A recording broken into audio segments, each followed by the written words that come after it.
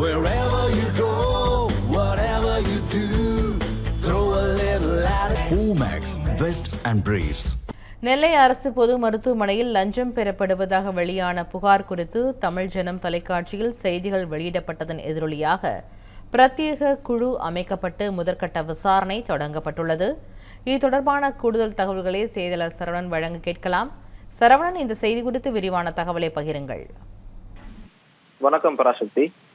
திருநெல்வேலி அரசு மருத்துவக் கல்லூரி மருத்துவமனையில் பிரசவ வார்டுகளில் பிறக்கும் குழந்தைகளை உறவினர்களிடம் காட்டவும், நோயாளிகளை ஸ்ட்ரெச்சரில் அழைத்து செல்லவும் மருத்துவமனை பணியாளர்கள் சட்ட விரோதமாக பணம் வசூலிப்பதாக கடந்த 2 தினங்களுக்கு முன்பாக நமது தமிழ் ஜனம் தொலைக்காட்சியில் தகுந்த வீடியோ ஆதாரங்களுடன் நாம் செய்தியில் வெளியிட்டிருந்தோம்.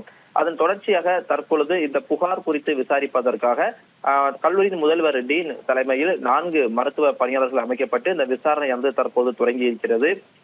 கடந்த வாரம் தென்காசி மாவட்டம் பாஞ்சாங்குளத்தை சேர்ந்த ரத்னராஜ் என்பவரின் மனைவி கௌசல்யாவிற்கு காலை 9 மணிக்கு ஒரு பெண் குழந்தை பிறந்திருக்கிறது. அப்பொழுது அந்த குழந்தையை பணியில் இருந்த அரசு ஊழியர்கள் உள்ளே இருந்து வெளியே கொண்டு வந்து உறவினர்களிடம் அந்த குழந்தையை காண்பிப்பதற்காக 1000 ரூபாய் வரை லஞ்சம் பெற்றதாக கூறப்படுகிறது. அது மட்டுமில்லாமல் நெல்லை அரசு மருத்துவமனையில் மகப்பேறு வார்டுகளில் ஒரு நாளைக்கு 8 முதல் 15 குழந்தைகள் பேர்காலமானது நடக்கிறது. அப்படி பிறக்கக்கூடிய குழந்தைகளை வெளியே இருக்கக்கூடிய தந்தைகள் மற்றும் உறவினர்களிடம் கொண்டு காண்பிப்பதற்காக 1000 ரூபாய் முதல் 2000 ரூபாய் வரை லஞ்சம் பெறுவதாக தொடர்ச்சியாக புகார்கள் எழுந்திருக்கிறது. அது மட்டுமில்லாமல் பிரசவ வார்டிலிருந்து மற்றொரு வார்டுகளுக்கு அந்த நோயாளிகளை அழைத்து செல்வதற்காக ரேம்ப் வழியாக கொண்டு செல்லும் போது பாதி வழியிலேயே ஸ்ட்ரெச்சரை நிறுத்தி பணம் கேட்டு தொந்தரவு செய்வதாகவும் புகார்கள் எழுந்திருக்கின்றன. இதன் அடிப்படையில் விசாரித்த போது ஸ்ட்ரெச்சர் தருவதற்கு 500 ரூபாய், குழந்தையை வெளியே கொண்டு வந்து காண்பிப்பதற்கு 1000 முதல் 2000 ரூபாய் வரை வசூலிப்பதாகவும் தொடர்ச்சியான புகார் எழுந்திருந்தன. அதனைத் தொடர்ந்து கடந்த 2 தினங்களுக்கு முன்பாக நமது தமிழ் ஜனம் தொலைக்காட்சியில் முழுமையான செய்தியை வெளியிட்டிருந்தோம். தற்பொழுது இது குறித்து விசாரிப்பதற்காக 4 மருத்துவர்கள் அடங்கிய குழுவினர்கள் அமைக்கப்பட்டு இந்த புகார்களுக்கு உள்ளான அரசு செவிலியர்கள் மற்றும் பணியாளர்களை நேரடியாக அழைத்து இந்த விசாரணையானது தற்போது தொடங்கியிருக்கிறது. அது மட்டுமல்லாமல் உள்ளே லஞ்சம் கொடுப்பதாக கூறப்பட்ட அந்த பாதிக்கப்பட்ட நபரும் இந்த விசாரணையில் கலந்து கொண்டிருக்கிறார்.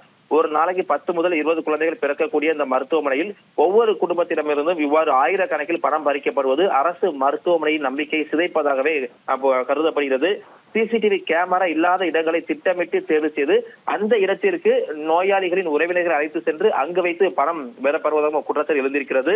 சம்பந்தப்பட்ட பணியாளர்கள் மீது உடனடியாக துறை ரீதியான விசாரணை நடத்த வேண்டும் என்று நாம் கோரிக்கை வைத்திருந்தோம். தற்பொழுது தமிழ் ஜனம் செய்தியில் வெளியான வீடியோ ஆதாரங்களை அடிப்படையாக கொண்டு இந்த விசாரணையானது தற்போது துறை நடைபெற்று வருகிறது. தகவலுக்கு நன்றி சரவணன்.